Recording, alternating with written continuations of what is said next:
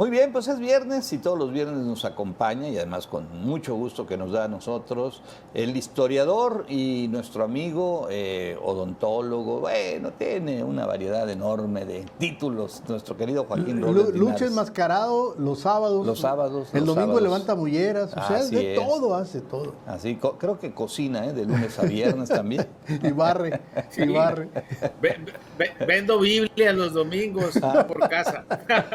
Qué rico. Joaquín, buenas noches. No, hombre, buenas noches. Oye, ahorita que estaban hablando de Villaseris, que es el lugar tan, pues, donde provenimos todos, a ver si algún día, Hilario, le toca platicarnos de la historia del Zapotoro. Claro, claro, que es me tocó, un la viví, asunto, la viví. Es una verdadera leyenda que nos atemorizó a muchísimos hermosillenses cuando éramos niños. Oye, y no era sapo, era ranas, son ranas toro, que se crían para engordar. No, muy bien, pues que un día nos ponemos de acuerdo y luego, padrísimo el tema. Joaquín, Zapotoro. pero por lo pronto hoy nos vas a hablar del Plan Tepupa 1859. Platícanos de ese plan. Sí, fíjate que eso no es muy conocido, precisamente por eso me decidí platicar un poco sobre esta, porque es un plan de sublevación que hubo en Sonora para derrocar y derribar al gobierno establecido de Ignacio Pesqueira.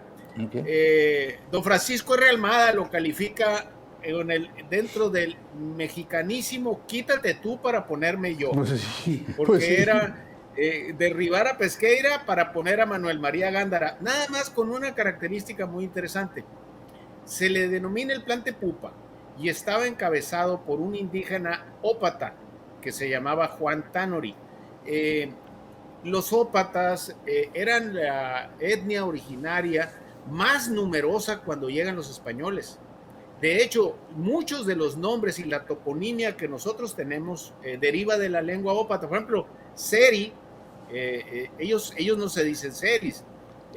Seri es una palabra ópata, como Ópata. lo describían los ópatas, que quiere decir el que corre más fuerte. Sí. Y así, por ejemplo, todos los pueblos del río Sonora, Arizpe y una cantidad enorme de pueblos tienen ópata. Curiosamente, los ópatas también, además de ser la más numerosa, eran una etnia que tenía habilidades para la guerra notables. Le tenían miedo los apaches, los yaquis, los mayos.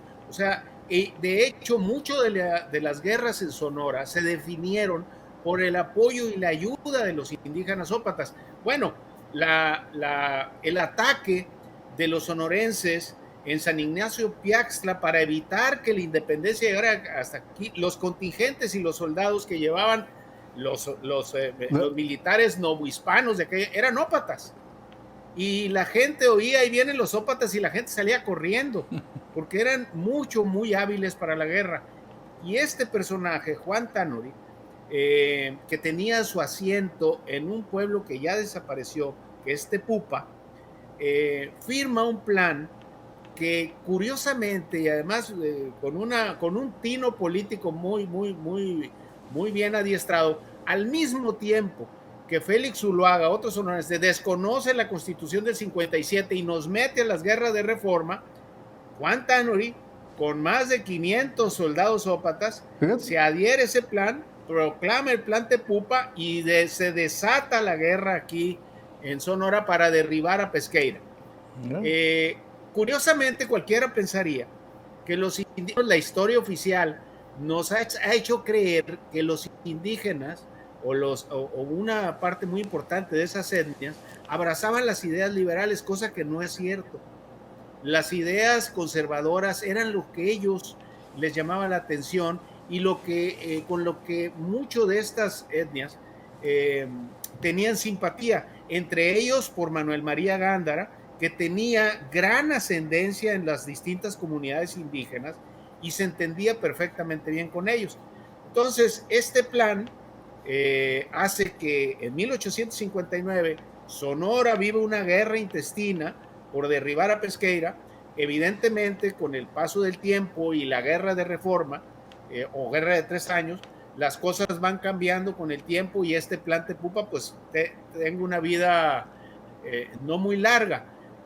La muerte de Juan Tannori y de los que lo acompañaban es una muerte pues muy dramática, porque fíjense que él y la gente que lo acompañaba, después ya en la intervención francesa se pasan del lado del ejército francés y al salir derrotados ya para 1866 huyen en una barca por el Mar de Cortés. Los soldados republicanos sonorenses los persiguen y son fusilados en medio del mar, y ahí son aventados los cuerpos. Así termina este indígena ópata beligerante, notable, con gran ascendencia, porque era un hombre que te juntaba 600, 700 soldados ópatas de un chispazo, ¿no? Y esta persona termina sus días junto con sus acompañantes cerca de la península de Baja California, fusilado en medio del mar, pero simple y sencillamente el recuerdo de él es muy importante, y también atestiguar que ese plan Tepupa fue un evento importante político que con el tiempo va haciendo que vaya erosionando esa figura de Pesqueira y venga después, allá en pleno juarismo, la renovación de los poderes en Sonora. Oye, y algo Joaquín, muy interesante, a fin de cuentas, dime. No, este personaje Tannori era un mercenario, ¿qué era? Digo, ¿le gustaba estar en todas las guerras o qué? Todos los ópatas nutrieron los cuerpos de defensa de los sonorenses. Miren, Sonora estaba en medio de la nada. Nosotros, el Sonora del siglo XIX y siglo XVIII, estaba alejado del centro del país, y las instituciones administrativas aquí eran muy débiles. El gobierno y la iglesia no tenían una presencia como la conocemos o como la conocieron en el centro del país. Básicamente había una especie de tradición liberal ciudadana, y las comunidades indígenas participaban de esa tradición, y a diferencia del centro del país y de otras regiones, las élites eran permeables, y también las élites hacían pactos con los grupos indígenas y los sumaban a sus ejércitos de los cuerpos de defensa. Oye, Joaquín, ¿qué pasó con los ópatas, con los pimas? Que siendo más numerosos incluso que los yaquis y que los mayos, y que los seres incluso, desaparecieron, básicamente. Fíjate que sí, no hay ya comunidades ópatas. Es un proceso muy interesante, porque de ser los más numerosos, los que tenían más presencia abarcaban en la parte central del estado con un dinamismo muy importante, que además nutrían los cuerpos de defensa. Se fueron amestizando, fíjate, y ahorita ya no hay comunidades ópatas, ya no existen. No, ni siquiera cultura, tenemos cultura yaqui, cultura mayo, pero de ópata no tenemos nada. A lo mejor hay gente que te puedes encontrar por el río Sonora y te puede decir mi abuelo o mi bisabuelo eran ópatas, pero simple y sencillamente está borrado de la memoria. La comunidad ópata desaparecieron, no hay. Igual que los pero pimas. Sin embargo, si te vas por todo el río Sonora, que es un lugar hermosísimo, yo siempre lo recomiendo mucho, la toponimia del lugar te va remitiendo precisamente a esta gran tradición ópata y a los nombres. Y vas a ver los rasgos de la gente, las tradiciones y todo, pero es lo que queda. Ya de la comunidad ópata, simple y sencillamente se amestizaron, se mezclaron puro güero con en la población sierra española. Y el río Sonora, se mezclaron, fíjate, se mezclaron, y ahí es una muestra muy interesante. Bueno, siempre lo decimos, ¿no? No hay una historia, hay muchas historias, ¿no? Claro. Bueno, la historia del río Sonora sí, una historia particular, porque curiosamente la tradición vive en la población mestiza que está en el río, no, a diferencia del sur del estado, o de, por ejemplo, de los pimas que están ahí en Yécora, los pimas bajos, y los otros que están en Estados Unidos, allá, o los Totono Otam que están allá, o sea, es muy curioso. Por eso quise traer el tema de los ópatas, porque yo creo que vale la pena traerlos al presente y darnos cuenta cómo se amestizó y desapareció una comunidad tan importante, pero tenemos sus nombres, tenemos su toponimia, tenemos parte de su vestigio cultural. Sin embargo, igual que aquellos pueblos como Tepupa, Suaki, Batuc, pero igual desaparecieron los ópatas, y también en el tiempo pues desaparece la memoria de Juan Tannori y todos esos personajes.